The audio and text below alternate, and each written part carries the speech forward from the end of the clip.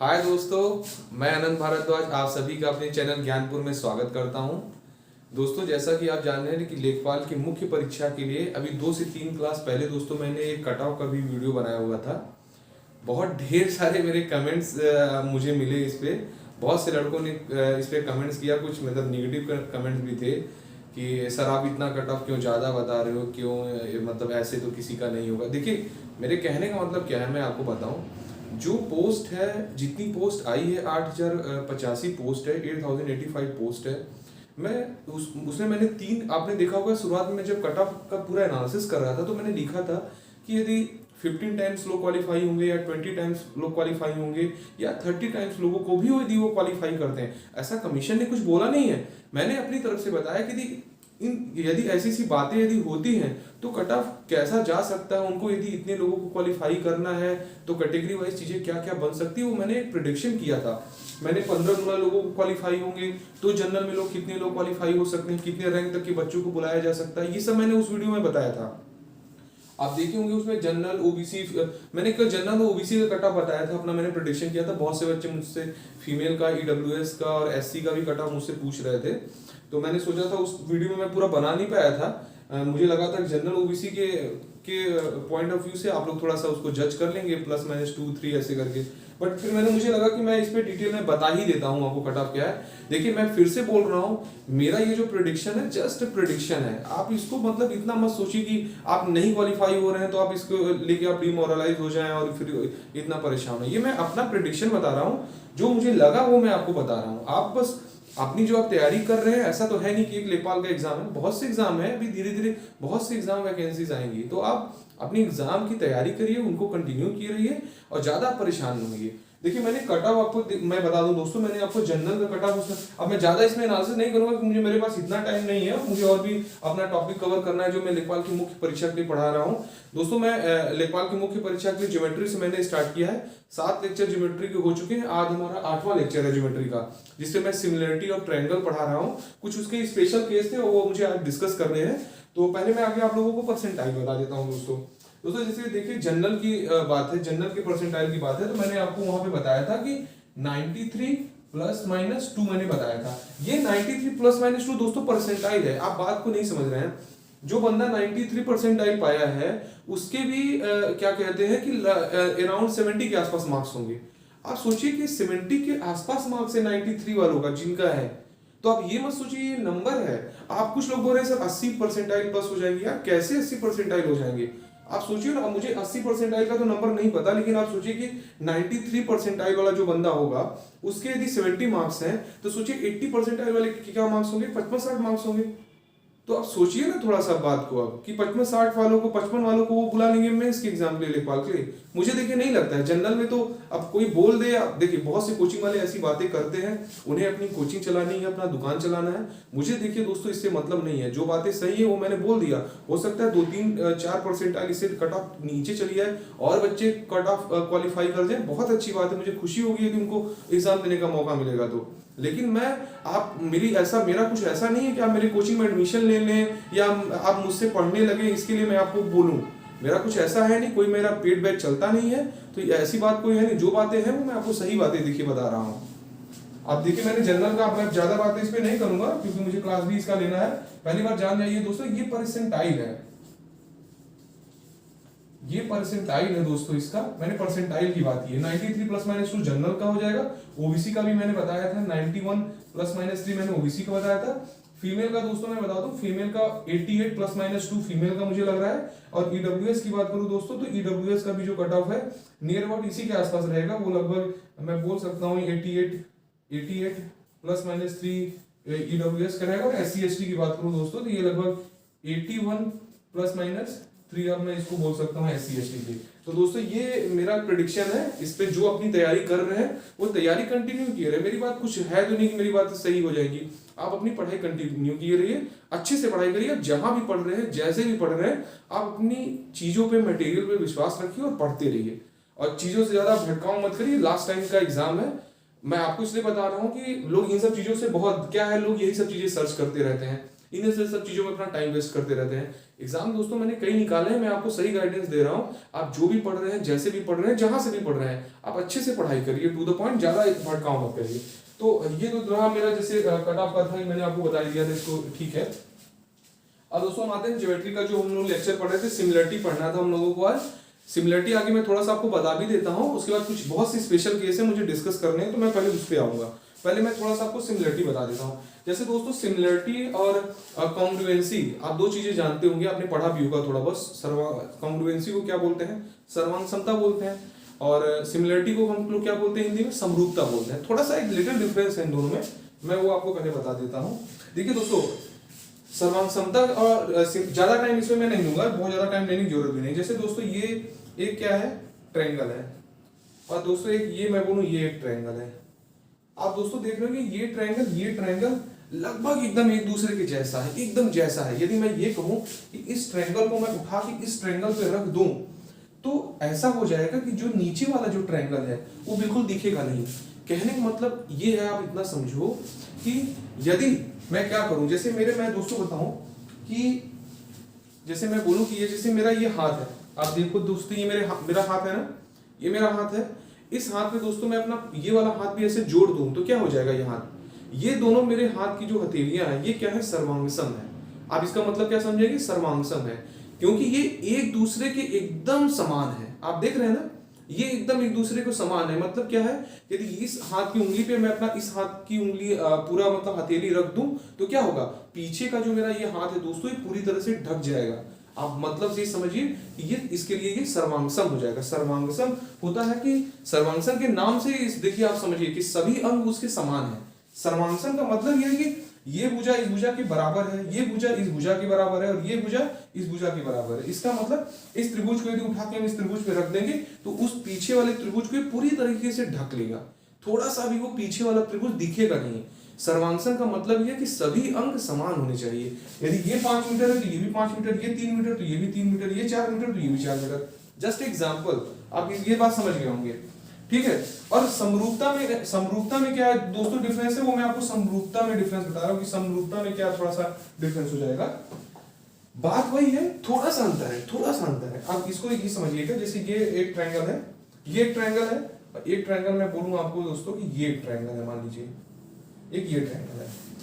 ये ट्रायंगल आप दोस्तों देख रहे होंगे कि इस ट्रायंगल से थोड़ा सा बड़ा है, थोड़ा सा बड़ा है कि नहीं? ये ट्रायंगल इस ट्रायंगल से क्या है? थोड़ा सा बड़ा है। अब आपको ये समझने की जरूरत है ना, इसमें अंतर क्या है समरूपता में। अब होता क्या है ना दोस्तों, समरूपता में समान रूप आपको दिखेगा, यहाँ पे सभी अंग समान नहीं दिखेंगे। सर्वांगसमता में मैंने क्या बताया कि सभी अंग समान होंगे, सारे पार्ट्स जो होंगे उस डायग्राम के वो क्या होंगे? एक दूसरे के समान होंगे। यहाँ पे क्या है? समान रूप में होंगे। जरूरी नहीं है कि उनकी माप समान हो, उनकी वैल्यू बराबर हो। अब पहले क्या था, ये 5 सेंटीमीटर था तो ये भी 5 सेंटीमीटर है। अब यहाँ ऐसा नहीं होगा। अब आप देख लेंगे ये जो डायग्राम है और ये जो डायग्राम है, दोनों क्या है? एक ही जैसा है, एक ही जैसा है ना। लेकिन इसमें समरूपता कब होगी? जब इनके दोस्तों संगत जो पार्ट है, करस्पॉन्डिंग जो साइड्स है, इनके संगत पार्ट जो है वो क्या होंगे? आपस में उनके रेशियो बराबर होंगे। अब इसको बात समझिए, जैसे मैं ये बोलूं ये 5 है और ये 10 है, ये 6 है और मैं ये बोलूं कि ये आपका 12 है, ये मैं बोलूं कि भैया 3 है और ये क्या हो जाए? 6 हो जाए। तो आप देख रहे हैं ये 5 का ये क्या है? दोगुना है, ये क्या है? 6 का दुगुना है, और ये 3 का क्या है? दुगुना है। आप देख रहे हैं ना, रेशियो मेंटेन है। आप मेरी बातों को समझिएगा मैं क्या कहना चाह रहा हूं। ये इसके एकदम बराबर है, लेकिन क्या है? ये समरूप है। समरूप क्यों मैं बोल रहा हूं? क्योंकि इनके रेशियोज बराबर है। अब मैं इस साइड, इसका जो संगत साइड है ये क्या होगा? ये होगा। इसका रेशियो क्या होगा? 5/10। अच्छा दोस्तों, इसका और इसका रेशियो क्या होगा? 6/12। और ये नीचे के जो दोनों पार्ट, इनका रेशियो क्या होगा? 3/6। इसको काटेंगे क्या आएगा? 1/2। इसको काटेंगे 1/2, इसको काटेंगे 1/2। अब इसका मतलब समझ गए ना दोस्तों मैं क्या कहना चाह रहा हूं कि समरूपता में क्या होगा कि वो समान रूप के होंगे, देखने में एक समान लगेंगे लेकिन उनके साइड्स अलग अलग होंगे। हाँ, ये है कि साइड्स का रेशियो बराबर होगा। आप देखे होंगे ये त्रिभुज क्या है? ये त्रिभुज बड़ा है, ये त्रिभुज छोटा है, लेकिन इनके जो साइड्स हैं, साइड्स की जो लेंथ है वो क्या है? एक रेशियो में बड़ा रहेगा या एक रेशियो में छोटा रहेगा। इस त्रिभुज की बात करें कि तो इससे दोगुना है, हर साइड इसकी इससे दोगुना है ना। और यदि इस त्रिभुज की बात करें तो इस त्रिभुज की हर साइड इससे क्या है? आधा है। इसकी बात करेंगे तो इससे दुगना है, और इसकी बात करेंगे तो इससे क्या है, आधा है। समझ रहे हैं, मतलब रेशियो उनका क्या है, मेंटेन है। अब आपको आप ये तो चीज रहेगी समझने वाली बात, अब ये समझने वाली बात हो गई। अब इसके बाद मैं आपको एक चीज इसमें समझाना चाहूंगा कि जैसे कि आप समझे, अब आपको यदि दो ट्रायंगल दिया रहेगा और उसको उसमें आपको बताना रहे कि यार कौन से ट्रायंगल जो है ये आपस में ये समरूप है कि नहीं है, तो आपको दोस्तों उसमें कुछ नहीं, बस जो मैं बता रहा हूँ वही चीज आपको याद रखिएगा। बहुत सी नियम आप देखेंगे दिखाएगा यूट्यूब पे, आप कहीं भी आप देखेंगे। अब ज्यादा चीजें नहीं आपको याद रखनी, मैं आपको बता रहा हूँ दोस्तों। यदि सिमिलरिटी चेक करना है आपको कि दो ट्रायंगल आपस में सिमिलर है कि नहीं, तो आपको क्या देखना है कि उन दो ट्रायंगल में आपस में दो कोण आपस में बराबर है कि नहीं, दो करस्पॉन्डिंग एंगल बराबर होने चाहिए। आप ये सोचिए, अब ये क्यों होता है ये भी मैं रीजन आपको बताऊंगा। जैसे मैं बोलूं दोस्तों, एक ये त्रिभुज है ए बी और सी, और मैं आपसे दोस्तों बोलूं कि एक त्रिभुज ये है ए बी सी।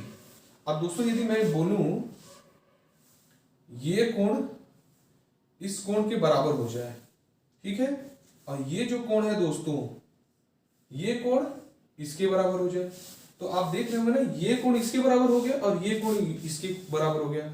तो जब भी दो कोण आपस में बराबर हो जाए, किन्हीं दो त्रिभुजों में दोस्तों यदि दो कोण आपस में बराबर हो जाए तो वो क्या हो जाएगा त्रिभुज, वो त्रिभुज आपस में समरूप हो जाएंगे। क्यों हो जाते हैं आप देखिए। अब मैं यदि बोलूं, मैं एक एग्जांपल आपको देके समझाता हूं। मान लीजिए ये है 30 अंश का, तो ये भी क्या हो गया 30 अंश का। मैं बोलूं ये भैया है 50 अंश का, ठीक है, ये है, मैं इसको बोल देता हूं आपको 70 डिग्री का है, ये 70 डिग्री का है, तो ये भी 70 डिग्री का हो गया। दो कोण क्या है इस त्रिभुज के आपस में बराबर है ना, दो कोण आपस में बराबर है ना, तीसरा अपने आप बराबर हो जाएगा। तो हमको चेक क्या करना है, कि दो कोण के लिए चेक करना है। 70 और 30 कितना हो गया, 100 हो गया। तो ये जो कोण बचा दोस्तों ये क्या हो जाएगा, ये आपका कोण हो जाएगा दोस्तों 80 डिग्री हो जाएगा, क्योंकि त्रिभुज के तीनों कोणों का योग 180 अंश होता है। तो ये क्या हो जाएगा आपका, ये भी 80 डिग्री हो जाएगा। अब दोस्तों आप जानते होंगे कि यदि कोण समान रहते हैं तो क्या हो जाती है, भुजाएं तो आपस में बराबर हो जाती हैं। अब यहाँ पे ये चीज आप इसको अलग तरीके से हम ये समझेंगे। अब देखिए 30 अंश के सामने की भुजा क्या है, ये है AC है, और यहाँ पे 30 अंश के सामने की भुजा क्या है, यहाँ पे ये भी AC है। तो इनका और इनका जो दोस्तों अनुपात होगा ना आपस में बराबर होगा। ये इसको मैं थोड़ा सा अलग कर देता हूँ, या फिर मैं इसको नाम मैं PQRS दे देता हूँ। मैं ट्रायंगल का नाम थोड़ा सा चेंज कर देता हूँ, आपको लिखने में थोड़ा सा अच्छा रहेगा। और मैं दोस्तों यदि यहाँ पे P कर दूं, यहाँ पे Q कर दूं, यहाँ पे R कर दूं, तो आप अब ये समझिए 30 अंश के सामने कौन सी भुजा है, AC है इस त्रिभुज में, AC का रेशियो, और इसमें 30 अंश के सामने भुजा कौन सी है, QR है। तो ये रेशियो क्या होंगे दोस्तों आपस में बराबर होगा। उसी तरह ये 70 अंश के सामने कौन सी भुजा है, ये है BC, यहाँ पे 70 अंश के सामने भुजा कौन सी है, PR हो गया। इनके अनुपात आपस में बराबर होगा। अब 80 अंश के सामने की भुजा कौन सी है, AB है ना, AB लिख लिया हमने। और यहाँ पे 80 अंश के सामने का भुजा कौन सी है दोस्तों, साइड कौन सी है, PQ है। ये क्या हो गया आपस में, रेशियो बराबर है। ये दोस्तों तभी होगा जब कोई दो ट्रायंगल आपस में सिमिलर होंगे, समरूप होंगे, तो उनमें ये कंडीशन होगा। और देखिए दोस्तों और भी क्या क्या चीजें बराबर होती है जो जनरली लोगों को नहीं पता होती है। साइड्स तो बराबर हो गया ना।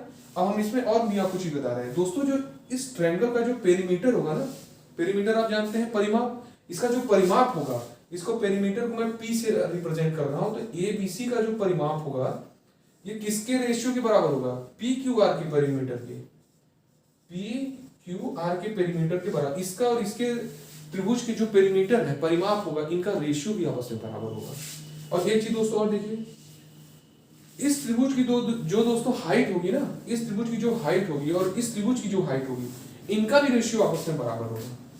तो मैं height of ABC equals to height of PQR, आप ये समझ गए, ये चीज आप समझ गए। आपको किस तरीके से देखिए दोस्तों ये क्वेश्चन में यूज होगा ना, मैं आपको बताऊंगा, इसीलिए मैं आपको ये चीजें लिखवा रहा हूं कि आपको ये चीजें पता रहे। अब देखिए दोस्तों ये जो ट्रायंगल है, ये दो ट्रायंगल है आपस में सिमिलर है, तो इनकी जो माध्यिकाएं होंगी उनकी माध्यिकाओं का भी रेशियो आपस में बराबर होगा। तो ABC की यदि हम माध्यिका को मैंने मीडियन बोलते हैं, मीडियन को M से मैंने रिप्रेजेंट कर दिया, ABC का मीडियन जो होगा वो बराबर अनुपात रेशियो जो है उसका सेम होगा पी क्यू आर के। आप ये चीज समझ गए। मीडियन का भी जो दोस्तों इसमें रेशियो हो रहा है वो भी आपके बराबर हो जाएगा। अब इसके बाद दोस्तों हम आ जाते हैं यहाँ पे कोण द्विभाजक की बात करते हैं। कोण समद्विभाजक द्विभाजक जो होते हैं इनके एंगल बाई सेक्टर, मैं इसको एंगल ए से रिप्रेजेंट कर रहा हूँ। ए बी सी का जो दोस्तों होगा ना वही इक्वल होगा किसके, angle by sector of P Q R. समझिए इतनी चीजें बराबर होती हैं। आप ये समझिए कि आप सोचिए कि इतनी चीजें इसमें आपस में ट्रायंगल में बराबर होती है। दो ट्रायंगल दोस्तों आपस में सिमिलर हो गए, सिमिलरिटी का साइन क्या होता है, ये होता है, हम इसको सिमिलरिटी बोलते हैं। दो ट्रायंगल आपस में सिमिलर होंगे तो ये जितने रेशियोज आप देख रहे हो, जितने रेशियो आप देख रहे हो, ये सब दोस्तों आपस में बराबर हो जाएंगे। आप ये देख लिए। अब मैं आपको दोस्तों कुछ स्पेशल केसेस हैं इनका जो एग्जाम में डायरेक्टली क्वेश्चन आते हैं, मैं आपको बता रहा हूं कि बहुत ही इंपॉर्टेंट है। मैं आपको बताऊं दोस्तों बहुत ही ज्यादा इंपॉर्टेंट है उन स्पेशल केसेस पे क्वेश्चन आना। आप देख रहे होंगे मैंने साइड में बना के लिख के रखा भी है, बहुत ही ज्यादा इंपॉर्टेंट है। आप इसको देखिएगा थोड़ा। देखिए दोस्तों क्या है, एक समकोण त्रिभुज है ना, ये आप देख रहे होंगे कि एबीसी क्या है, एबीसी एक समकोण त्रिभुज है, ठीक है। अब इसमें जो एडी जो है वो परपेंडिकुलर है बीसी पे, एडी है परपेंडिकुलर किस पे, बीसी पे परपेंडिकुलर है, ठीक है। अब आप देखिए यहाँ पे करना क्या है। अब देखिए दोस्तों हम यदि इसमें बात करें ना, मैं आपको पहले समझा दे रहा हूँ, ये जो मैंने लिखा है ना ये कैसे आया मैं आपको ये भी बताऊंगा, पहले आप समझिएगा दोस्तों। यहाँ पे जो ये त्रिभुज है ना एडीबी, एडीबी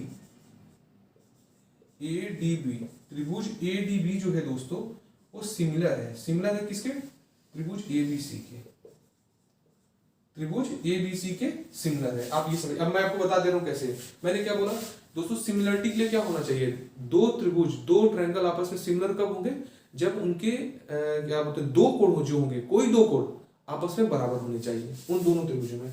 अब देखिए दोस्तों यदि मैं ए डी बी की बात कर रहा हूं और ए बी सी की बात कर रहा हूं, अच्छा दोस्तों आप देख रहे होंगे ए डी बी त्रिभुज में ये एक कोण 90 अंश है, कोण डी क्या है आपका 90 अंश है।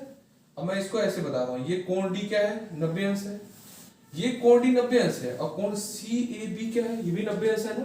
तो ये कोण आपस में बराबर होंगे कि नहीं, ये कोण और ये कोण आपस में बराबर होंगे दोनों त्रिभुज में। और देखिए दोस्तों त्रिभुज ए डी बी में जो ये एंगल है, ये जो हम थीटा की बात कर रहे हैं, जो थीटा कोण है, ठीक है, त्रिभुज एडीबी के लिए थीटा एंगल है। वही त्रिभुज एबीसी की बात करें तो उसमें भी तो यही एंगल है थीटा। तो दो कोण आपस में बराबर होंगे कि नहीं, त्रिभुज एबीसी में भी थीटा है और त्रिभुज एडीबी में भी थीटा है। जब दोस्तों ये जो दोनों त्रिभुज आपस में बराबर हो गए, उसी तरह दोस्तों क्या होगा कि त्रिभुज एडीसी की हम बात करें, त्रिभुज एडीसी ये सिमिलर, ये भी सिमिलर होगा किसके, एबीसी के। जैसे मैंने आपको ये त्रिभुज के बारे में बताया कि ये जो त्रिभुज है एडीबी एबीसी के सिमिलर है, उसी तरह से दोस्तों क्या होगा एडीसी जो होगा वो टोटल जो त्रिभुज है एबीसी इसके सिमिलर होगा। और जब दोस्तों वहां पे आप करस्पॉन्डिंग साइड का रेशियो लिखेंगे, अब मैं वो चीजें एकदम प्रूफ में नहीं जा रहा हूं, मैं आपको आइडिया दे दिया हूं। जब दोस्तों इनका आप रेशियो ऐसे लिखेंगे ना तो उसके बाद आपको यही वैल्यू आपको फाइंड होगी। आप ये समझिए होगा क्या दोस्तों, अब इसको हमको याद करने भी आना चाहिए। देखिए AC का स्क्वायर किसके बराबर है, CD इंटू CB के। अब आप ये सोचिए AC का स्क्वायर है ना, AC के पास में कौन सा है, जैसे AC का स्क्वायर क्या है, आप ऐसे चलिए, AC की बात किया ना, आप ऐसे चलिए, AC का स्क्वायर किसके बराबर है, CD इंटू CB के, CD इंटू CB के। आप ये समझ गए होंगे CD इंटू CB के। फिर क्या AB का स्क्वायर है, AB की बात है ना, AB का स्क्वायर है, तो अब ऐसे चलिए आप, AB का स्क्वायर बराबर BD इंटू BC है, BD इंटू BC। अब ये समझ गए BD इंटू BC है, ठीक है दोस्तों आप समझ गए होंगे। AB का स्क्वायर बराबर BD इंटू BC और AC का स्क्वायर बराबर CD इंटू CB। और एक दोस्तों और क्या है, AD आ रहा है, AD का स्क्वायर क्या होगा, AD से आप यहाँ गए, आप इधर भी मुड़ जाओ आप इधर भी घूम जाओ, तो AD का स्क्वायर बराबर CD इंटू DB, ये आपको आ गया, आप समझ गए होंगे। और दोस्तों एक और फॉर्मूला निकलता है, मैं आपको इसको भी बता देता हूं, बहुत इंपॉर्टेंट है, वो मैंने अभी नहीं लिखा है, वो मैं आपको बता देता हूं। जो दोस्तों ये जो होता है ना लाइन AD होता है, AD इंटू हाइपोटेनस BC जो होता है दोस्तों, ये हमारा बराबर किसके होता है, AC इंटू AB के, AC इंटू AB के। ये जो दोस्तों है ये भी फार्मूला आपके बहुत है, कई बार दोस्तों क्वेश्चन में आपको दिया रहेगा, मैं आपको बता रहा हूँ ये बहुत इंपॉर्टेंट है। इसकी इसकी और इसकी वैल्यू दी रहेगी। आपको कोई ट्रायंगल रहेगा, इसकी इसकी और इसकी वैल्यू दे रखी है, आपको इसकी वैल्यू पूछेगा। जब आप देखेंगे कि वहां पे कि राइट एंगल ट्रायंगल है, आपको कंडीशन है कि राइट एंगल ट्रायंगल होना चाहिए और एडी जो है वो परपेंडिकुलर होना चाहिए किस पे, बीसी पे, लंब समद्विभाजक होना चाहिए बीसी पे। तो आपको तुरंत ये दिमाग में आ जाना चाहिए कि अच्छा AD इंटू BC बराबर AC इंटू AB होता है। आप इसका इसका और इसका और ये जहां पे इस फॉर्मूले में आप पुट कर दीजिएगा, आपको जो वैल्यू चाहिए वो वैल्यू मिल जाएगी। बहुत ही अच्छा दोस्तों, ये क्लासिक क्वेश्चन है, मैं आपको बता रहा हूँ। इसका आपको हर एक क्वेश्चन में, आपको हर जगह आपके में ये यूज होगा। और लास्ट एक दोस्तों, एक इसमें मैं एक चीज और बताना चाहूंगा कि दोस्तों ये जो AC का स्क्वायर होता है ना, ये भी बहुत इंपॉर्टेंट है। AC का दोस्तों स्क्वायर जो होगा अपॉन जो AB का दोस्तों स्क्वायर होगा, AB का जो स्क्वायर होगा, ये जो दोस्तों होता है, ये जो होता है CD इंटू BD के बराबर होता है। मतलब दोस्तों ये CD into BD, CD into BD बराबर क्या होता है, AC का स्क्वायर अपॉन AB का स्क्वायर। आप देख लिए होंगे दोस्तों। तो ये जो चीजें हैं आप एकदम इसको याद रखिए। मैंने जो आपको ये बताया, मैंने ये बताया, फिर उसके बाद ये प्रॉपर्टी बताई। दोस्तों ये बहुत ही स्पेशल केस है, आपको डायरेक्ट एग्जाम में क्वेश्चन दिखेगा और आपको ये प्रॉपर्टीज इतनी नहीं पता रहेंगी, तो मैं बता रहा हूँ आप क्वेश्चन आप उस टाइम पे एग्जाम टाइम में नहीं कर पाएंगे, क्योंकि एग्जाम में बहुत प्रेशर होता है। तो आपको क्या करना है, चीजें याद रखनी है। इस पर मैं अभी प्रैक्टिस भी करवाऊंगा। अब इस तरीके से मैं कहने का मतलब है दोस्तों, आप इस तरीके से तैयार रहिए एग्जाम में कि 25 में 25 आपके आने चाहिए। थोड़ा सा भी पेपर का लेवल बढ़ाएगा दोस्तों, तो मैं आपको बता रहा हूं कि बच्चे एकदम हड़बड़ा जाते हैं एग्जाम में, उनको प्रेशर इतना एग्जाम का होता है। आप इन सब चीजों को इस तरीके से पढ़िए कि आप गड़बड़ाने ही ना पाए। तो दोस्तों आप इनको एकदम अच्छे से याद करके रखिए, प्रैक्टिस करते रहिए। मैं इस पर अभी आपको प्रैक्टिस क्वेश्चन कराऊंगा। आज के लिए दोस्तों इतना ही काफी है। Thank you very much.